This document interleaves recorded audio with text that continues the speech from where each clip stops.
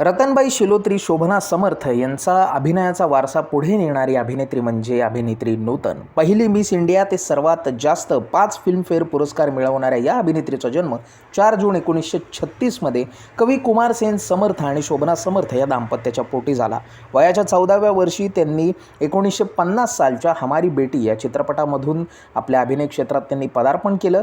त्यांची कारकीर्द ही एकूण 40 वर्षाची होती, ज्याच्यामध्ये त्यांनी 70हून जास्त सिनेमे केले, ज्याच्यामध्ये 1955चा सीमा, त्यासोबतच पेइंग गेस्ट, अनाडी, सुजाता, सरस्वती चंद्र, छलिया, मैं तुलसी तेरे अंगन की, बंदिनी आणि मिलन या चित्रपटांचा समावेश होतो.